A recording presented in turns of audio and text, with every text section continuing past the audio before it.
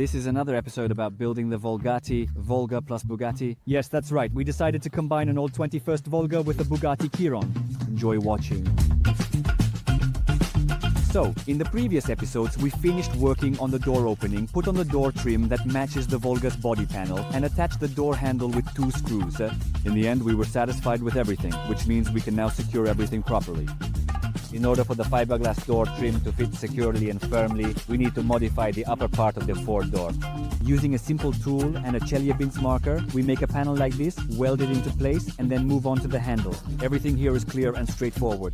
We cut out an opening, and after a few Valera hours, we combine the door lock's lever mechanism with a Volga handle using this latch. Everything works perfectly. It opens and closes smoothly. As you might have guessed, Valera was the one working on this. In one of the previous videos, we trimmed our door so that it would close nicely with the right gap. But now we've run into the issue that we need to raise the window, and the original window fits here. But the original window tracks won't fit either because our door is shortened. Here are the original Probo window tracks for raising the window, and we can clearly see that the difference in the mounting area is obvious at a glance. That is, since the door has been shortened by 10 centimeters, the track is also 10 centimeters too long. We need to cut it, which is exactly what we're going to do now. So that's what we did. First, we disassembled the mechanism, cut off all the excess, and then began the long hours of fitting.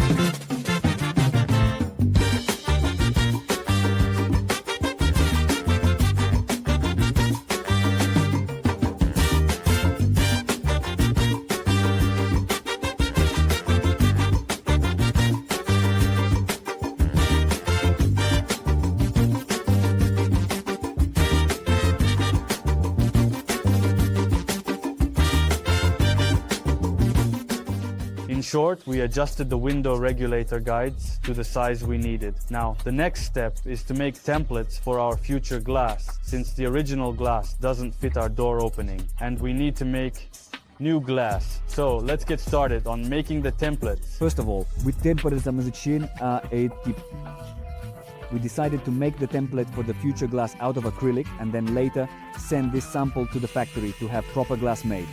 We cut out a suitable piece of cardboard, transferred the shape onto the acrylic, cut it along the outline with an angle grinder, attached the mechanism and put it in place. And it became clear that when opening and closing, the glass would hit the Bugatti body's visor. Without thinking too long, using a pipe bender. By the way, special thanks to our subscriber Zhenya from the garages for that, we made this kind of arc.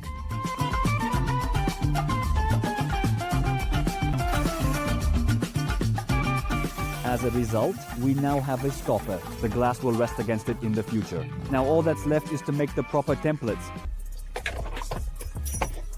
Wow, the weather, huh? Hey there. Hey, how's your mom doing? Fine, here's the plan. We must go and make our new glass.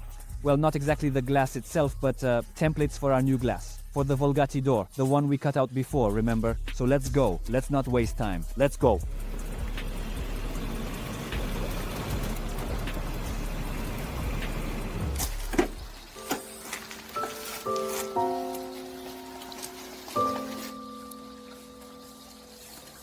Here on the table we see the glass from our Volgatti and the donor piece from which we'll try to make templates for the further production of the new glass. You can see that it's flat. This is acrylic glass. It responds very well to molding, but only at a certain temperature. Now we're trying to join, let's say, 2 improvised pieces of glass together so that our acrylic glass will take on the shape of the Volgatti glass. But first, we'll prepare everything and fit them together. This will be our first experience making this type of glass. So I think it will be interesting, and we will definitely discover something new for ourselves.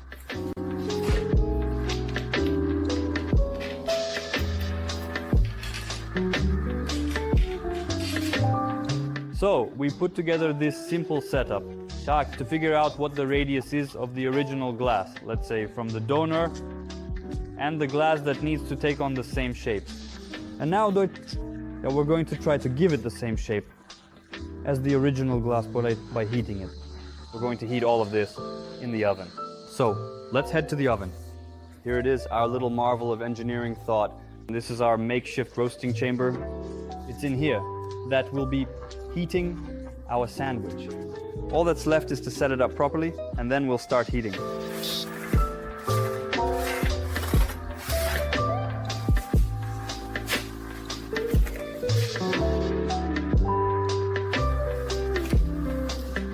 Judging by what we see, the experiment was successful. The shape has taken on the features we needed. It's clear we've achieved the desired radius. The acrylic sheet has fully molded itself around the original glass. All that's left is to try it all on, and let's hope everything fits.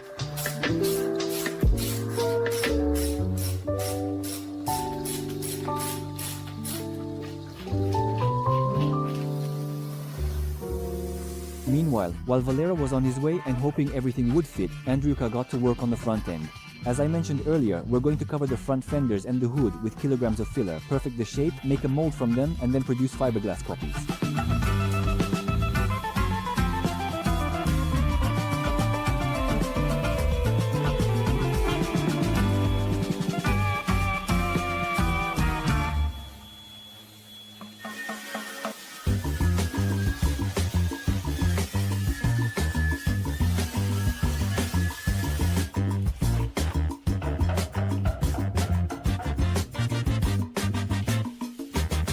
After removing all the old paint, primer and filler, we thoroughly degrease the surface and then start applying the filler kilogram after kilogram.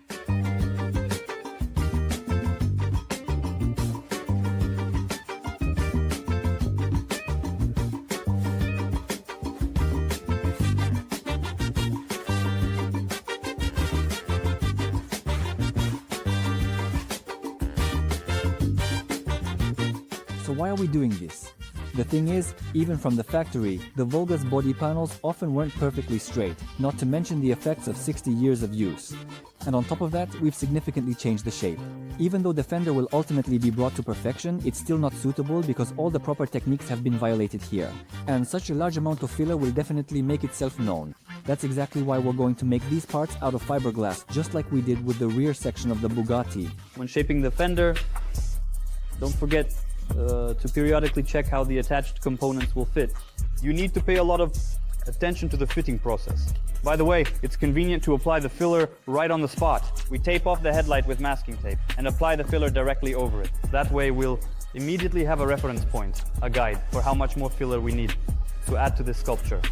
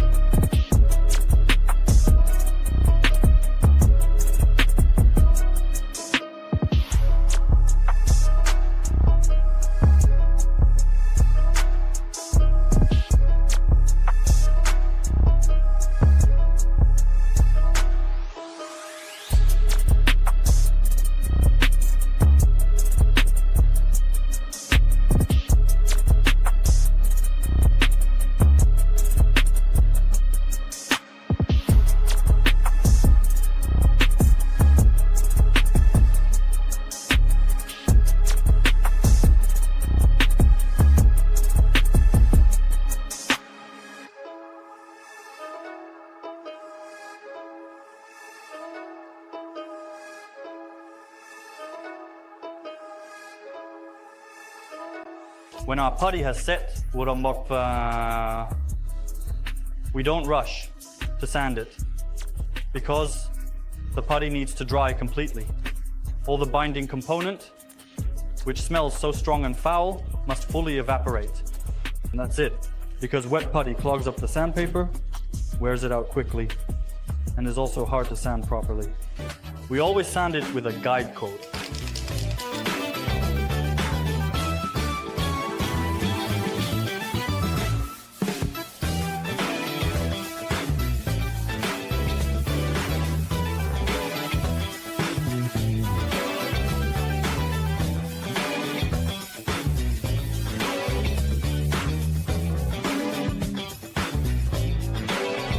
As you might have guessed, by this time, Valera had already returned with the test sample, and here it is. So our blank has cooled down. We've already installed it in its proper place, and after cooling, it once again took on the wrong shape. The glass is supposed to fit exactly here onto this frame, but it ended up kind of crooked. We'll keep experimenting and try heating it right in place. Maybe that'll help, or maybe it won't. We'll be using an infrared lamp to heat it, and construction foams to assist.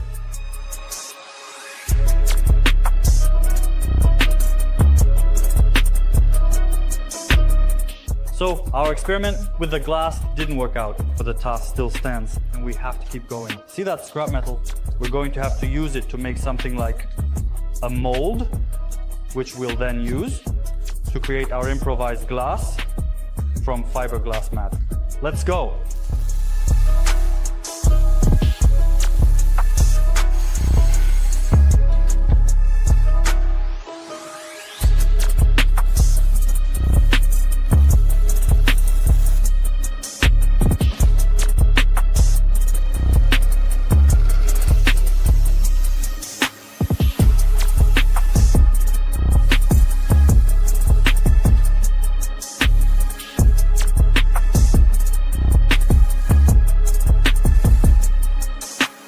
As you might have guessed, in the end we decided to make a mock-up of the glass out of fiberglass.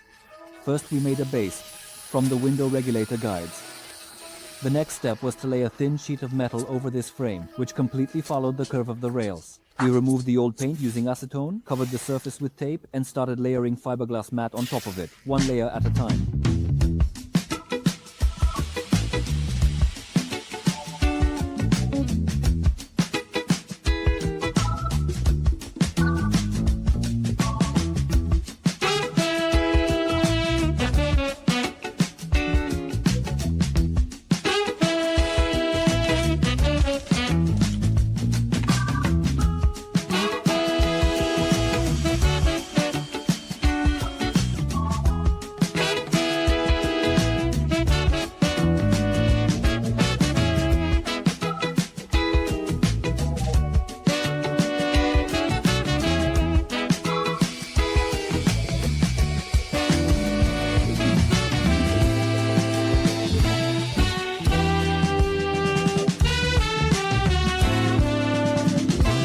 The next day, once the resin had dried, we placed the template, drilled holes at the mounting points, traced the shape along the outline, and cut it out.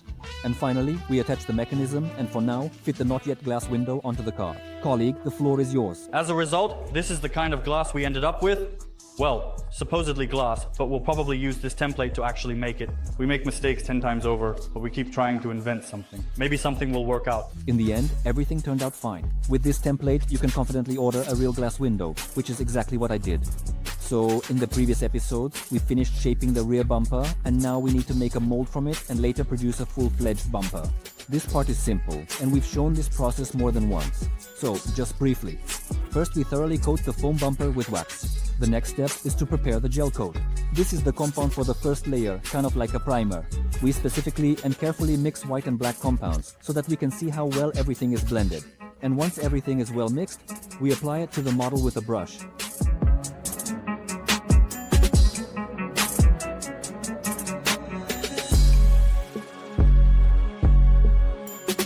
The next layer is fiberglass mat soaked in polyester resin, and so it goes layer by layer.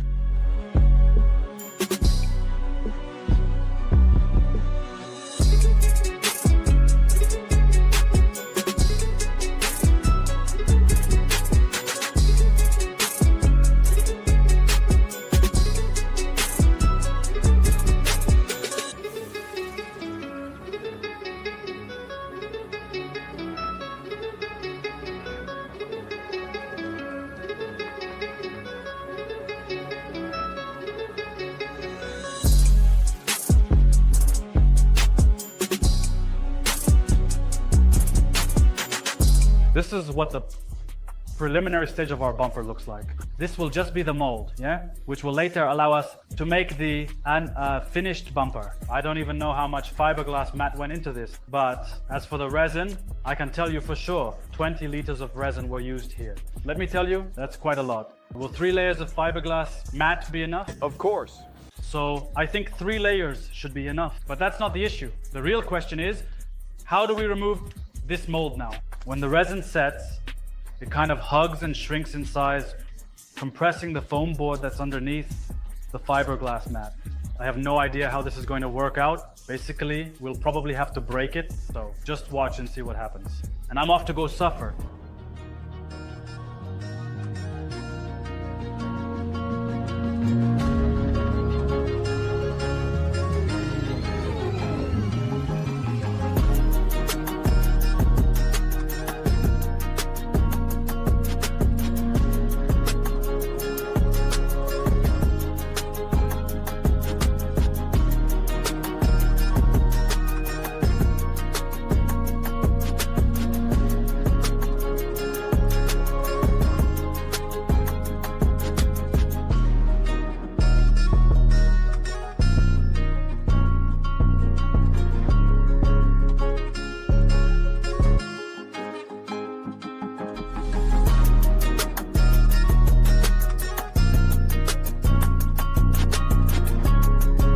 Scientists often call this natural selection.